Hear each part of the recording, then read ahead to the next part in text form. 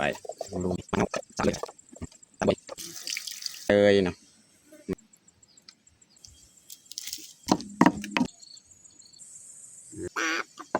ออก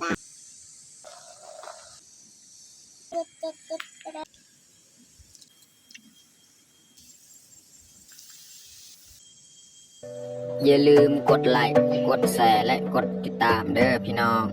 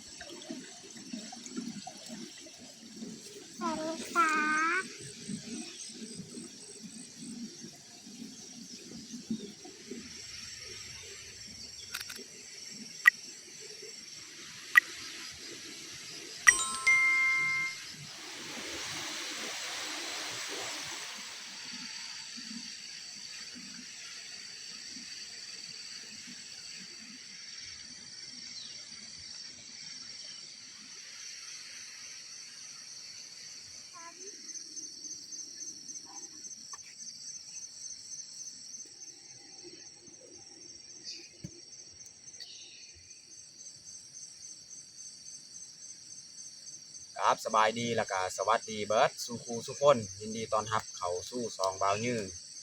วันนี้ก็พาลูกพาเมียเขาไห้คือเขาเพราะว่าเฮาเนี่ยซีบเสาไห้ก็ต้องได้เขาส่วนเขาไห้นะครับมื้อนี้ก็สิพาเมียนี่ไปขุดนั่นพักหรือว่าไปเสียหญ้าก่อนเฮาสิมาเฮ็ดสวนผักเนาะเพราะว่าอยู่ไห้ของเฮานี่ยังบ่ทันฮอดฤดูกาลเก็บเกี่ยวแต่ว่าเดี๋ยวนี้ก็บางต้นก็มีตัวสีเหลืองๆแล้วเขาของเฮาบางต้นก็กำลังออกรวงเนาะแต่ว่าเฮาก็รอท่าน่าจะประมาณท้ายเดือนเก้านี่บางทีฮอดเวลาเก็บเกี่ยวแต่ว่าช่วงนี้ยังบ่ทันฮอดเนาะก็เลยมื้อนี้นี่พาลูกพาเมีย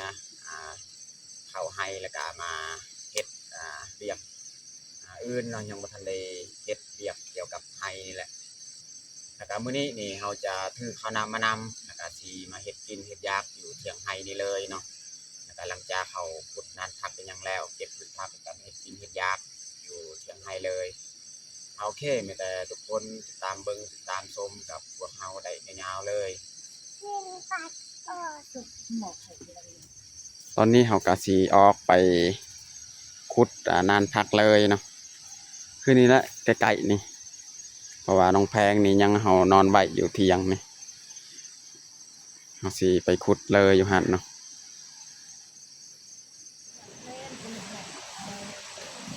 นี่บนนี้แหละ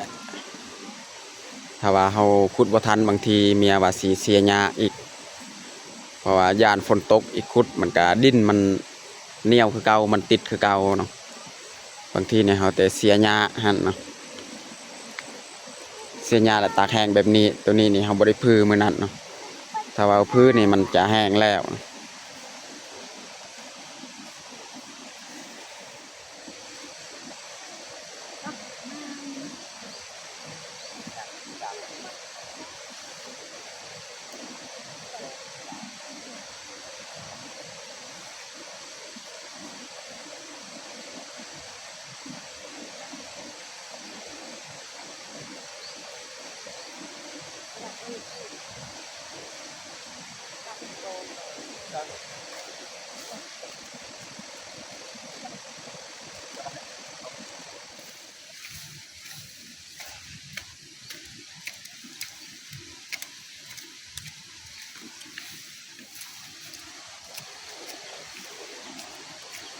น้องพลอยก็เสียหญ้าคือกัน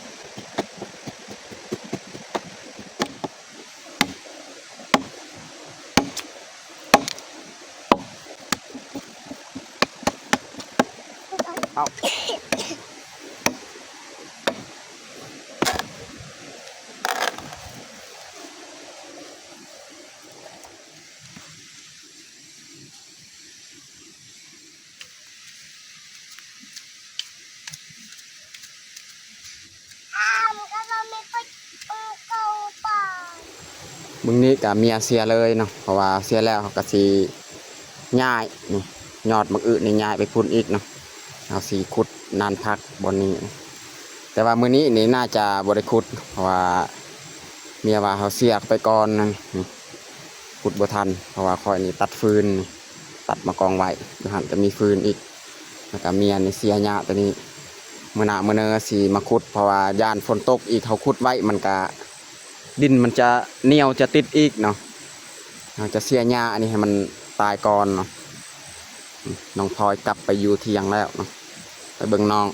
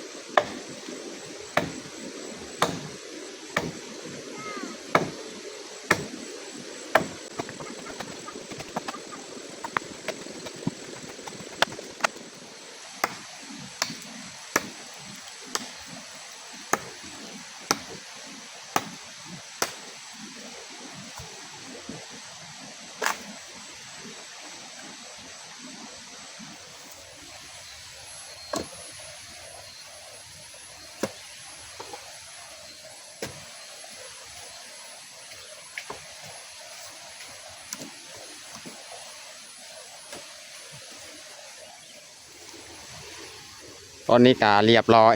ค่อยตัดฟืนมากองไว้นี่เมื่อยแห้งพี่น้องก็ได้หลายเติบเลยนี่ตัดใบฟืนนี่แล้วก็ฝากเบื้องนี้ก็มีอีก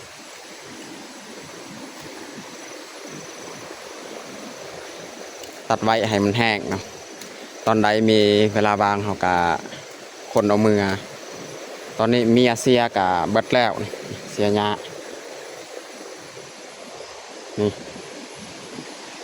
เสียไว้ให้หญ้าของเขาเนี่ยมันแห้งตายแล้วมือมือเนอนี่เขาจะมาขุดเป็นนานพักเลยเนาะ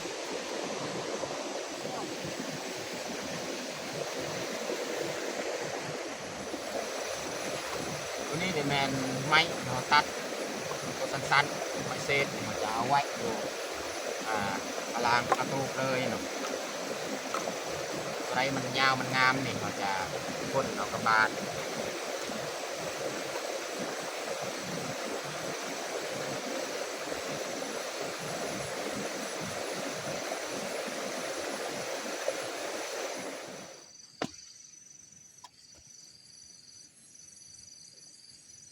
ตอนนี้ก็เรียบร้อยเอาตัดฟืนนะครับเมียยังเสียหญ้านิดนึงนะครับเขาสีพักเที่ยงให้จักน้อยนี่ให้เมียเก็บพืชผักอันนี้คอยสีเฮ็ดไม้ก่อนเขาสีนึ่งปลาจังนะเพราะว่ามื้อนี้นี่มีปลาเอามาจากบ้าน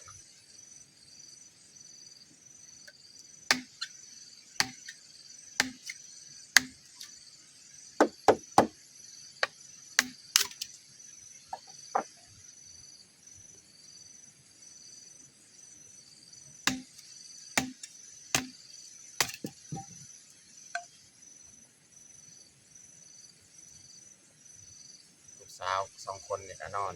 แผ่นคอยวันนี้เขามาเนี่ยเขาตื่นแล้วเนาะ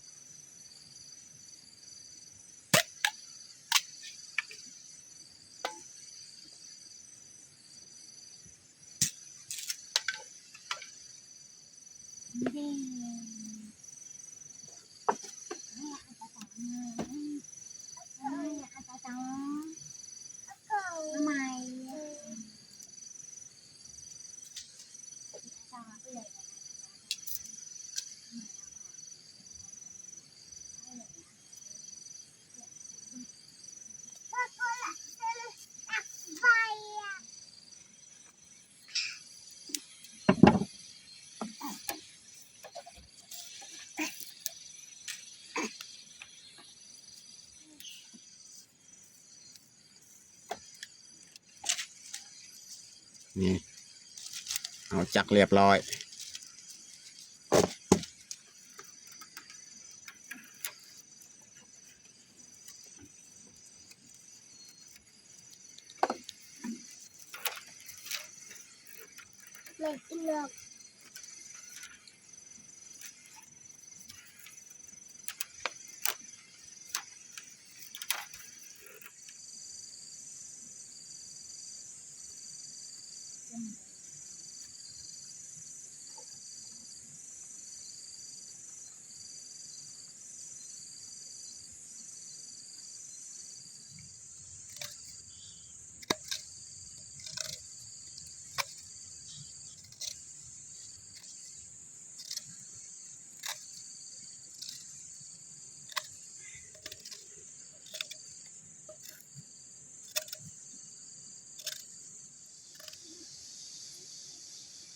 ตอนนี้ก็เรียบร้อยเห่าซาน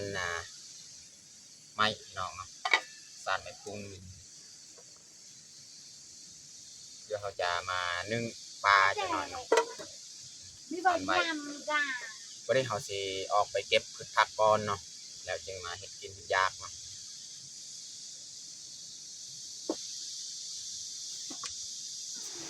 พาน้องพลอยไปเก็บมะพริกเอาเก็บเลยเก็บเลยเก็บมากสุกๆเด้อ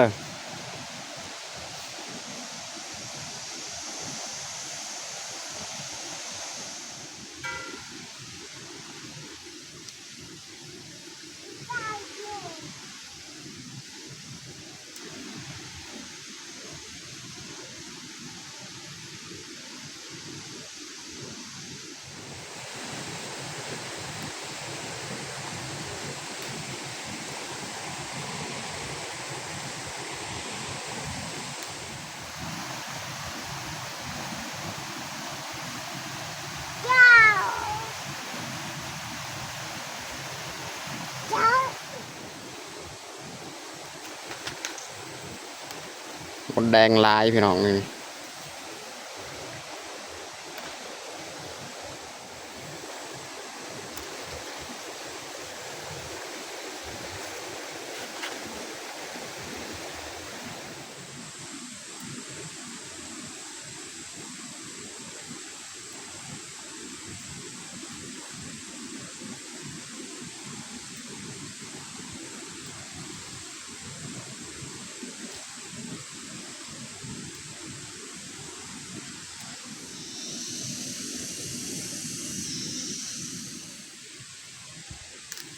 เก็บผักกูดพี่น้อง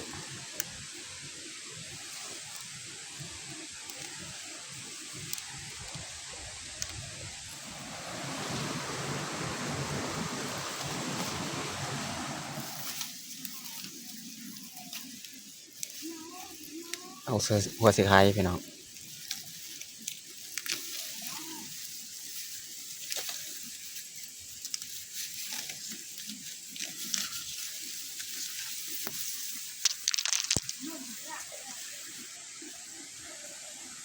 สำนีก็พอแล้ว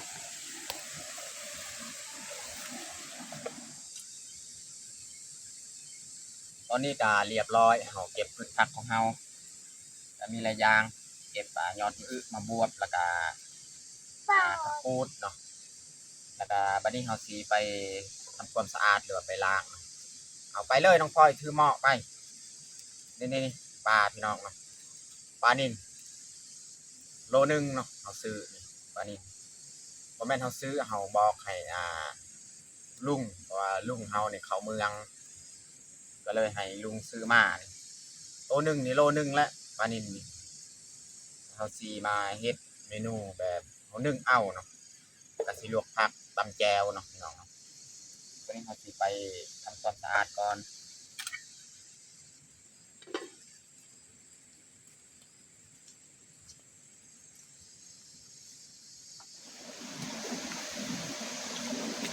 เอายาซอกเก็ตมาเลยเนาะ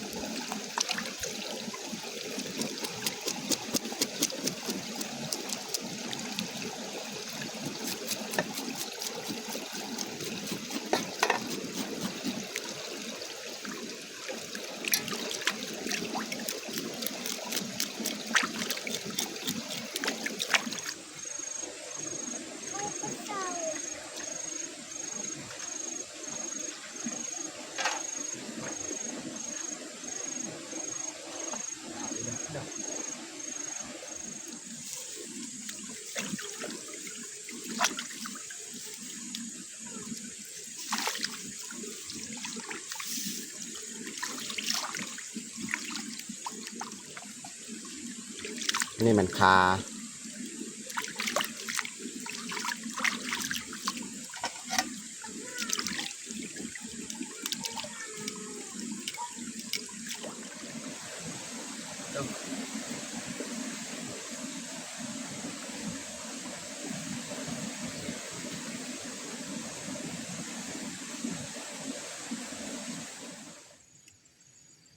ตอนนี้ก็เรียบร้อยเฮาล้างคือผักล้างปลาของเฮาบัดนี้เฮาจะมาตัดเลยเนาะปลาของเฮา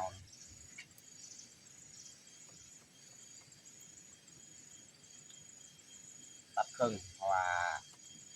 ไส้เป็นท่อนแบบนี้นี่มันคับหม้อเนาะต้องไปตัดครึ่งอีกเนาะ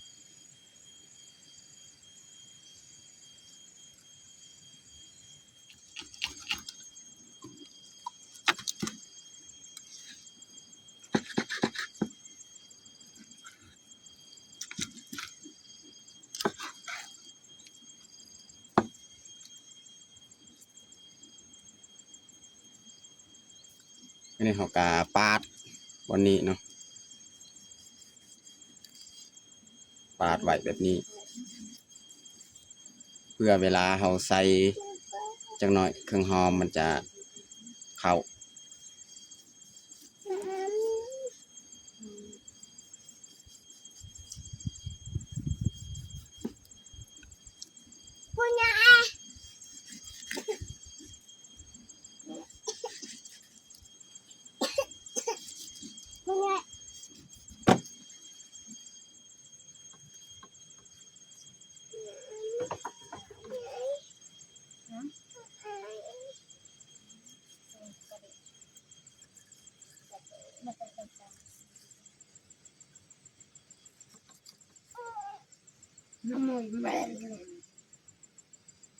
พี่เขาจะมาหั่นพวกเครื่องหอมอีกเนาะ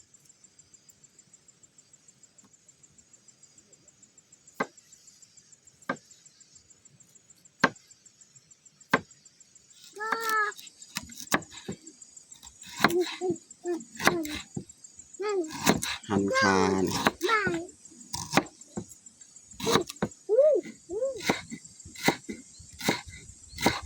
ซอยหัวสีไข่เนาะ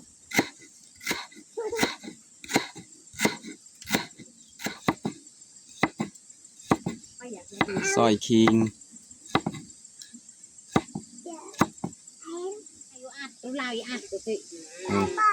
ใส่กระเทียมหัวสีไข่ใส่คิงพี่น้อง ไม่ได้เราจะตำเลยเนาะ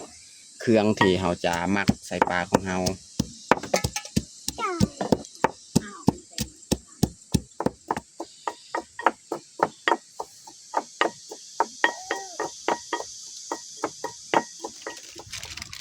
วันนี้เราจะเริ่ม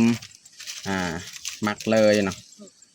ใส่เกลือน้อยนึงพี่น้องนี่ประมาณนี้แหละใส่เกลือเพราะว่ายานน้องพลอยนี่กินบ่ได้กับแจวจังหน่อยเนาะกินแบบนี้เนาะบางทีน้องพลอยกินได้ใส่น้อยนึงเกลือวันนี้เราจะเอาเลยเนาะเครื่องที่เราตำนี่กระเทียมตะไคร้แล้วก็ขิงเนาะเราจะหมักเลยเนาะ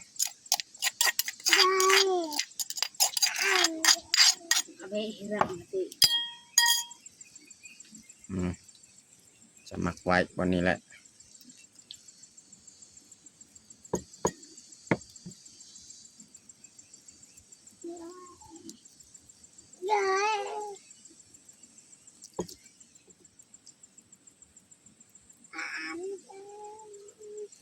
ก็ไปอิรักมาเตะ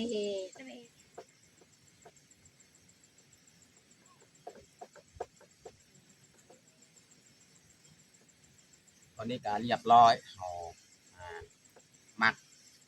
วันนี้เราจะใส่หม้อเลยเนาะวันนี้เราจะใส่นี่ลำคิงแล้วก็ใส่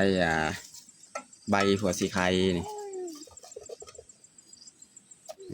ใส่คาจะใส่ไว้ลุมเนาะต่อมาเนี่ยเราจะใส่ไม้นี่ไม้ของเรา3 อันเลยจะใส่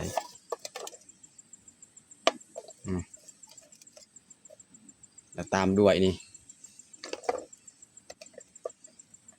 แบบนี้วันนี้เราจะใส่น้ำก่อนนะพี่น้องเนาะใส่น้ำ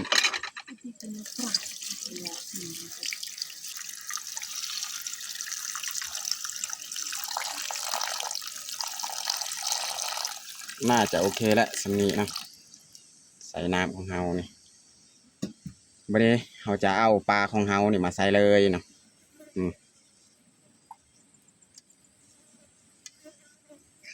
แต่ว่ามันจะขับเหมาะแล้วนี่สิยัดแบบใดๆนะพี่น้องเนาะลองตัวนี้ก่อน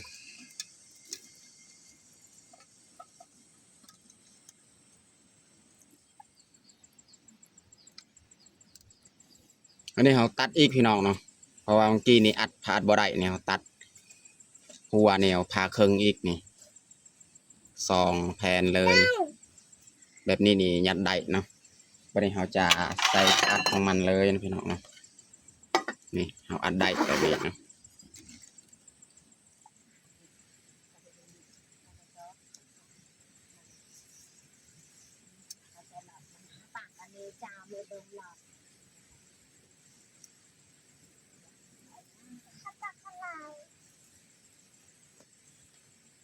อันนี้จะทาให้มันสุกอันนี้มาสีเตรียม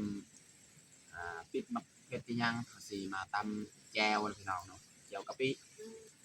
หลังจากอันนี้สุกแล้วเราจึงมาลวกผักจักหน่อยเนาะ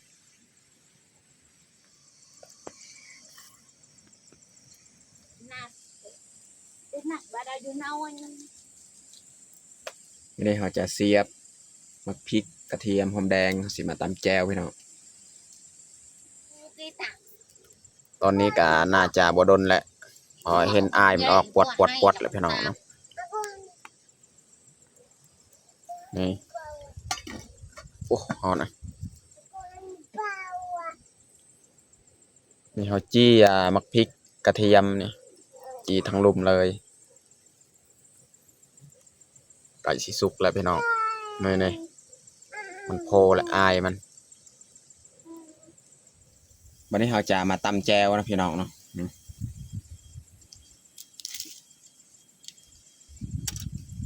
วันนี้เราจะใส่กะปิพี่น้องใส่หน่อยนึงจะใส่ผงนัวพี่น้อง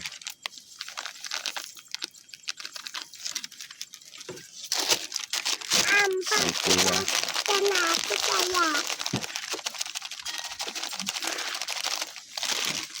อันนี้เราจะตำเลย ผมจะเอายังไงว่าตุกไปยังกับยังไงจ้ะผมเบิกว่าจะ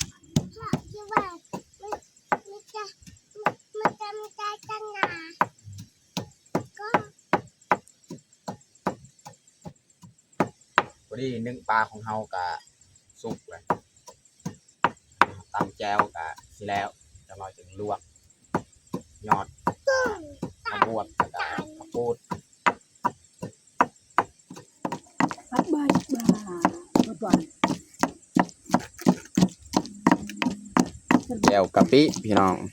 นี่ เอาใบเนาะดูหน่อยดู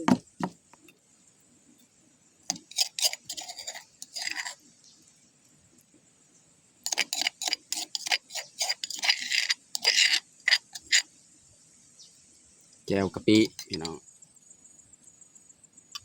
ไม่ได้เขาจะใส่เครื่องหอมเนาะหอมบัวหอมปลอมใส่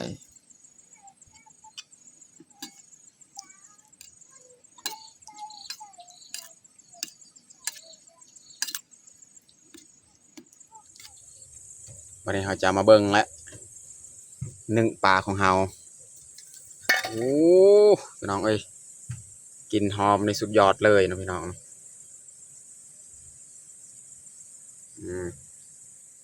ตอนนี้กาสุกเรียบร้อยพี่น้องเราจะปรุงเลย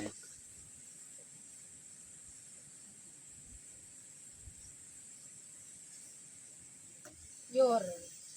เราก็ดูคน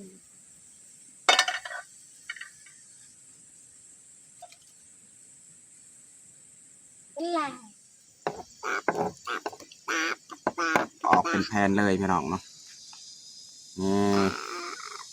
เรียบร้อย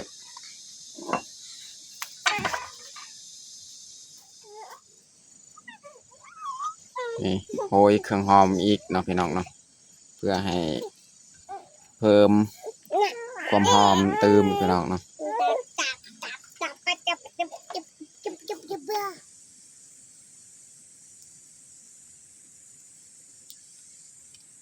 วันนี้เราสีมาลวกพัก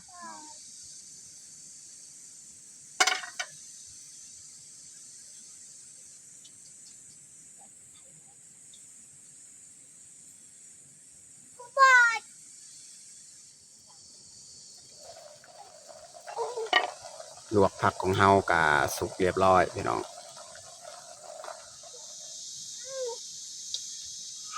ไหนเอ็นจะตีเรนเน่าได้กันนำเลย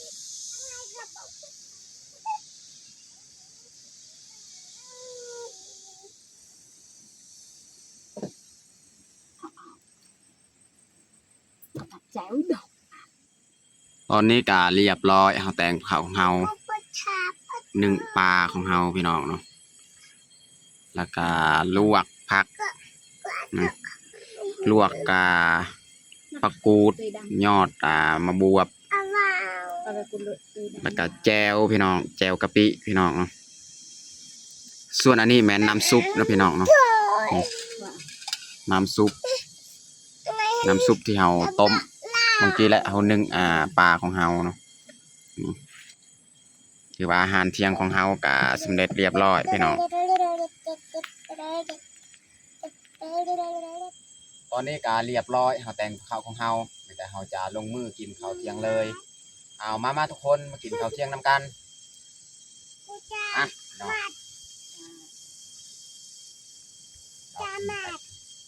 จ้ามื้อนี้พิเศษเขาเฮ็ดเมนูแบบนี้เพราะว่าพันมากะเบาเยืองกะเคยเฮ็ดให้ลูกให้เมียกินแบบนี้เนาะนึ่งปลาเน่น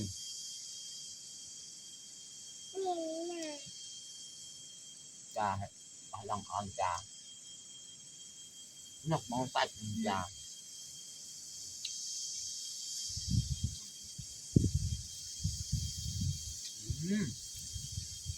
คักพี่น้อง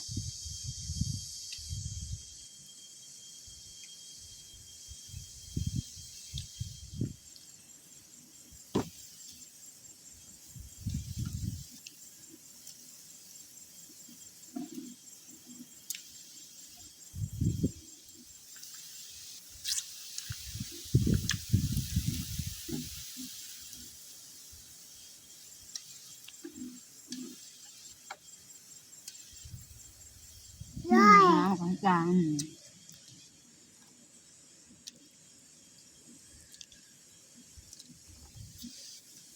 โอ้เนื้อมันคักๆพี่น้องเอ้ยแจ่วกะปิอีก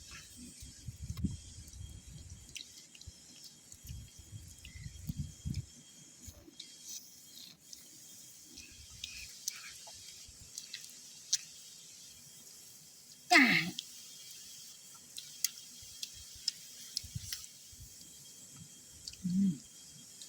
อะไร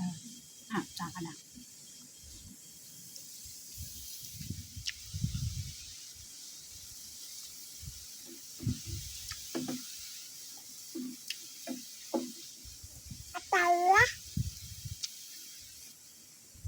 ล่มพี่น้องลมเย็น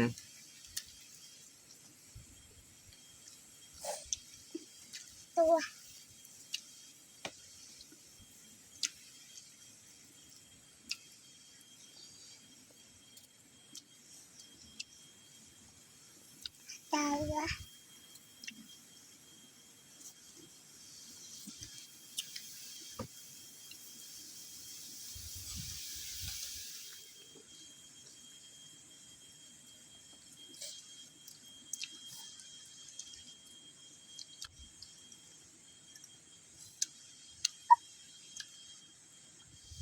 น่ะ ๆน้ำยาง จ้าน่ะ ลมพัดพี่น้อง อ้าวว่าให้ไม่อันนี้ สงสัยฝนสิตกนะ ให้ไม่รับใจ